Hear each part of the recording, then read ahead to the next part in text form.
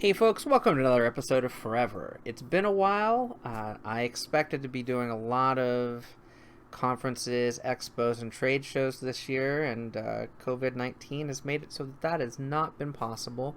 But what has been pretty cool is I've been able to virtually attend conferences. And today was no exception. Today I am virtually live from the 2020 Augmented World Expo. And the first day of the expo today kicked off with a new virtual format.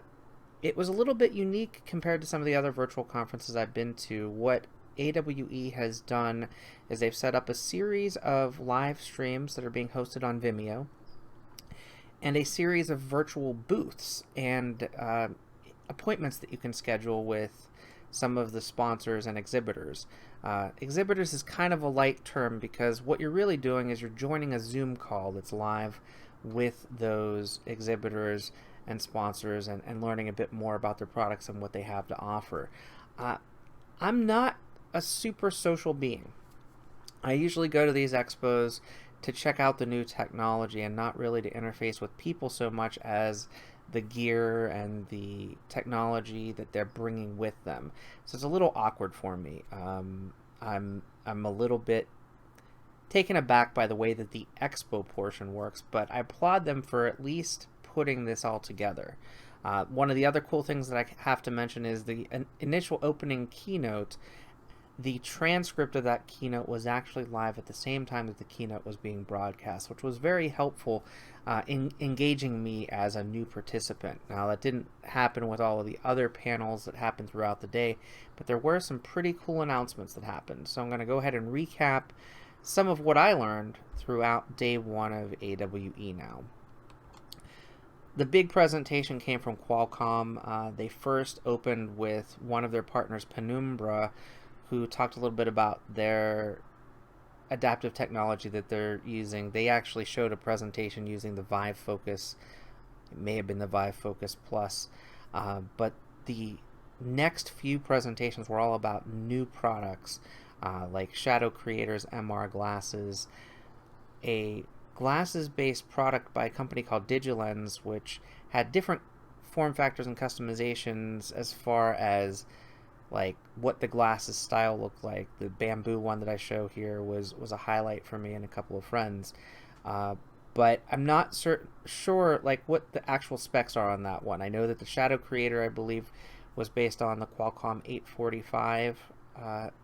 They didn't really share what the DigiLens is going to be, whether it's going to be the 845, the 855, the XR1, or the XR2 platform. But it's another set of AR glasses. Of course, the Nreal Light is coming too. I should have a dev kit of Nreal Light hopefully within the next month or so. I know some people are getting shipments now on that.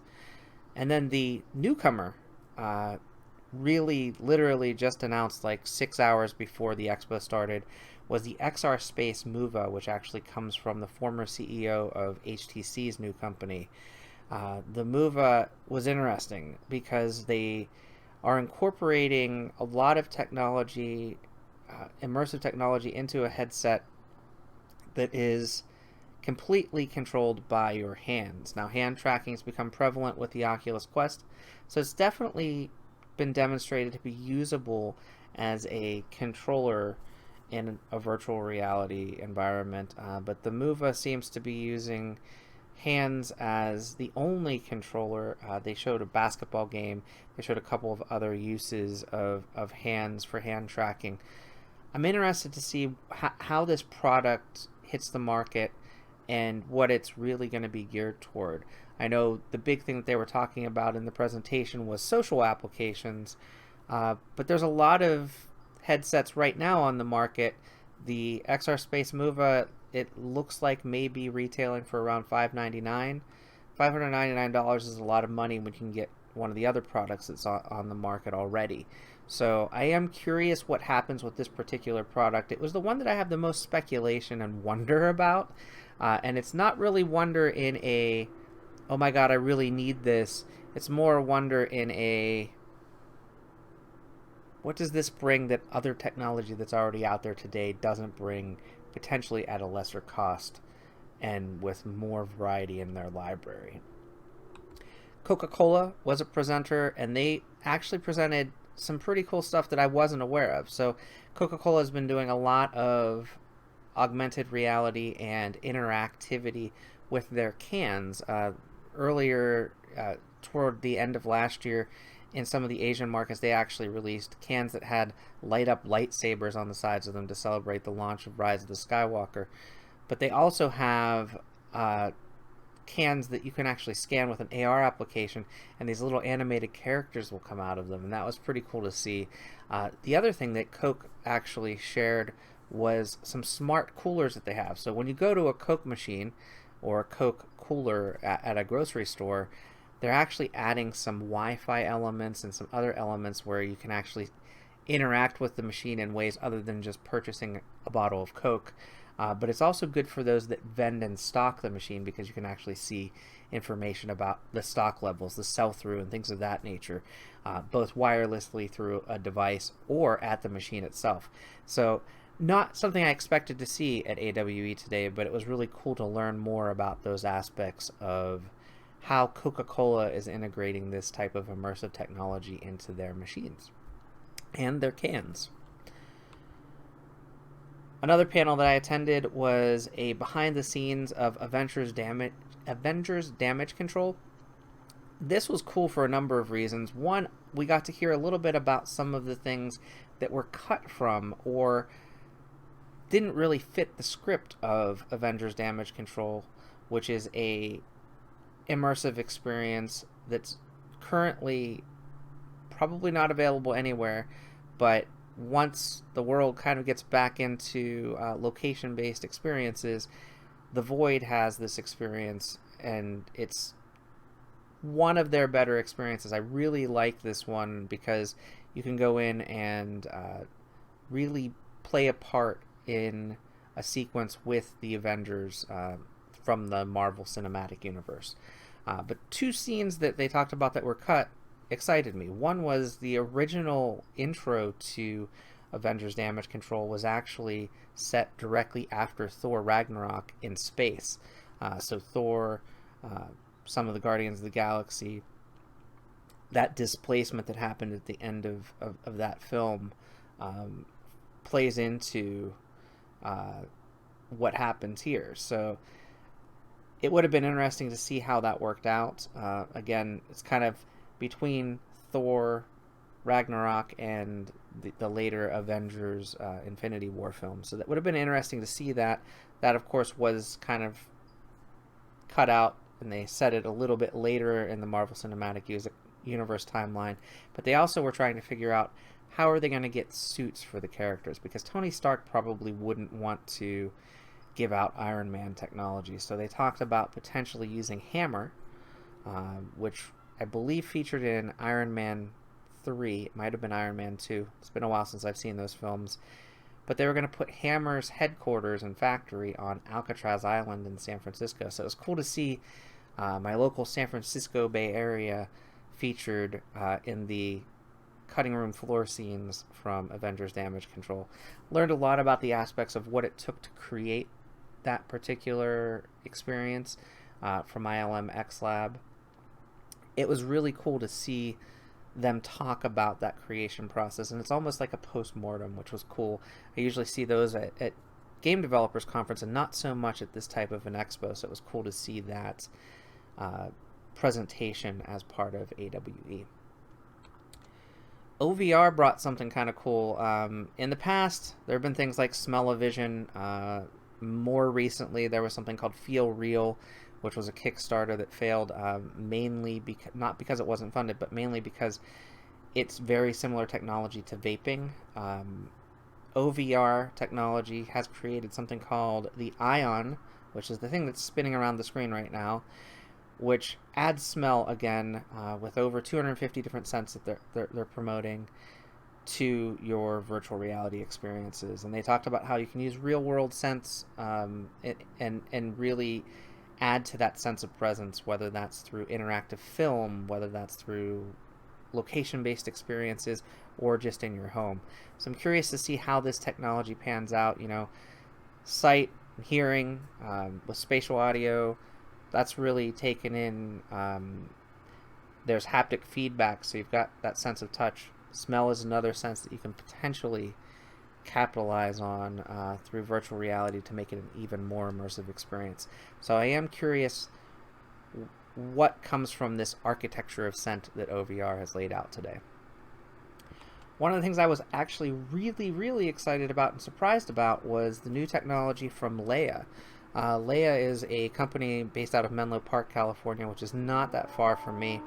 They had their light field technology in the display of the Red Hydrogen 1, and now they're talking about their later advancements in light field technology. They have a new tablet, the Leia tablet, which is a business-to-business product that's been announced today, as well as Leia Auto, which gives that kind of light field display technology and integrates it into automotive field, so you can see like a 3D map in front of you for navigation and things of that nature.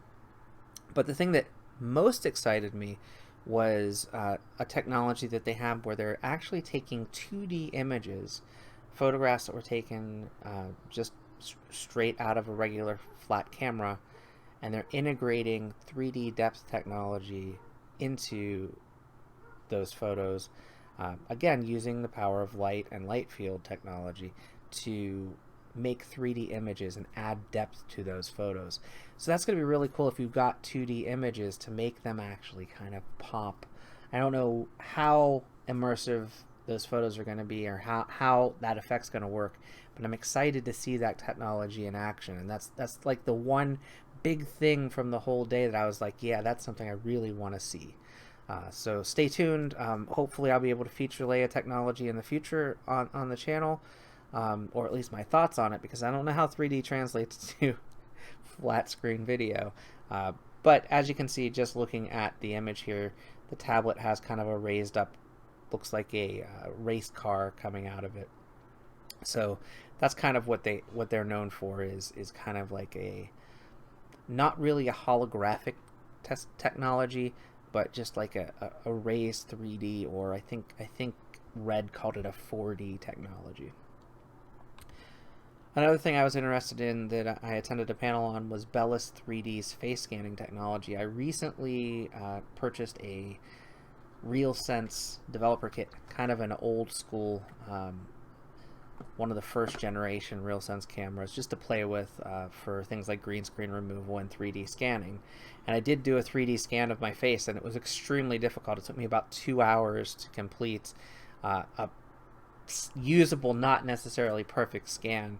And Bellis 3D, even using a mobile phone like a later generation iPhone, is able to produce in 15 seconds much better face scan technology that can be used in 3D models for video games, can be used in interactive presentations, building avatars, you name it.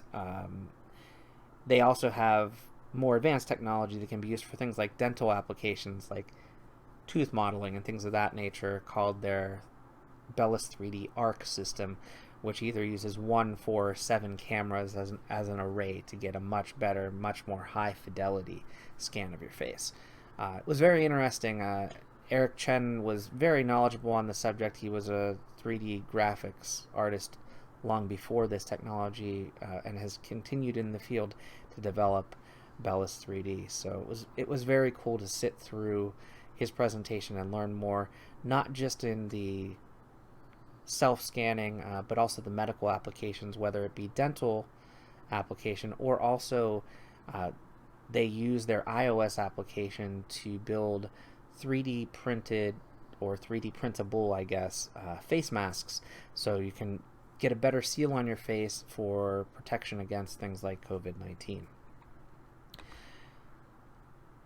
Longtime fan myself of Niantic. I used their field trip application, moved on to Ingress, played Ingress for years, played a bit of Pokemon Go just as I was getting into virtual reality, and have checked out their Wizards Unite Harry Potter game as well. They were primarily at AWE to talk about their sponsorship platform. So all of their games so far are augmented reality games in the real world. I've used Ingress, I've met tons of people, some longtime friends now, through Ingress and Pokemon Go, and they also can drive you to specific locations. Their partnerships with places like Verizon, AT&T, McDonald's, 7-Eleven. Previously, they had partnerships with Ito-En and Jamba Juice. Like, they've got partnerships with locations and companies where you can purchase their products at specific locations, and it drives you to that location for something in the game. In Pokemon, sometimes they have legendary Pokemon that have spawned maybe at a 7-Eleven location or at a business. And they're looking to even expand that out to smaller businesses, local businesses, especially in light of everyone having been shut in for a while. So I'm interested in seeing where this sponsorship platform goes. I've always been excited with some of the people that they've affiliated themselves with Ingress. Those sponsors help to grow community events that they called anomalies, and it's cool to see these big communities spawn up around these games, and also some of the sponsorship opportunities that it lends to businesses. So if you're thinking of ways that your company can get attention from that crowd that might be disinterested in your company, look into something like a Niantic partnership, because it can draw people into your locations that you may never have seen before. And then my last two panels were focused around things that weren't necessarily new and exciting technology, but immersive journalism is something that's near and dear to my heart. When I was in high school, I decided I was going to go to the School of Journalism for college. I ended up not completing that program, but it's still something that I follow on a regular basis. And immersive journalism has been a big thing in recent years, whether it be VR projects by companies like Time Life or the New York Times, or AR technology that's actually built into magazines and newspapers. The thing that I thought was really cool in this presentation is they actually had two web AR QR codes that you can see on the screen right now. So it was a presentation about immersive journalism that included examples of immersive journalism that you could actually immerse yourself in while watching the panel about immersive journalism. I thought that was pretty sweet. And then the final panel that I attended today was on clinical healthcare applications for virtual humans. And this presentation was using virtual human agents or avatars to help guide you through experiences. So whether that be post-traumatic stress, addiction, a fear of public speaking, or many other conditions, they were having these human-based avatars, somewhat realistic but not necessarily fully human, to guide you through those processes. And I have to say, clinical VR application is huge in virtual reality, whether it's these human-based avatars, like a hologram image of a human, even non-human characters can really help you to engage and immerse yourself and stop thinking about the problem and start thinking about ways to address it, whether that's physical and occupational therapy, whether that's psychological issues, whether that's exercise and health, whether that's guided imagery before a surgery. There's so many different ways that you can use virtual reality that aren't necessarily games or movies or videos. And a specific example that really still, I mean, it technically saved my life, and it really will sit with me probably forever, is, virtual reality training and virtual reality remote surgery exist now. I had last year, I had to have gallbladder surgery, have my gallbladder removed, and the surgery was done by a surgeon that was around 10 feet away from my body using a robot by a company called Da Vinci. Actually, I think the technology is called Da Vinci. And now their surgeries, they're actually being conducted through augmented reality glasses or virtual reality headsets from a completely remote location using similar technology. So VR and AR are not just for games and entertainment, and I'm really glad that today's presentation closed on a topic of healthcare and talking about phobias and talking about using these humans to become more comfortable with yourself in your own space. So that about does it for my sort of quick recap of Augmented World Expo Day 1. I don't know that I'm going to have a whole lot from tomorrow. I'm excited to see more about the company Lynx, who have a Qualcomm XR2 headset that they're releasing fairly soon, sometime later this year. And also a couple of the other presentations. There's a presentation by a company called Plug XR, which touts themselves as a company that allows you to create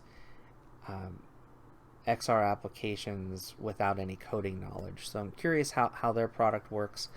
Outside of that, I'm not sure what to expect from tomorrow. I'm not really sure what to expect from any of the days of this particular expo, but I'm excited to be able to share what I learned from it with you. Hope you've enjoyed this video. I will be back with more content soon, and another episode of Forever is coming probably on Thursday. I have a special guest that I'm going to bring in on Thursday to talk about one of the things that's coming on Thursday. Outside of that, please remember, VR isn't dead. It's forever. See you next time.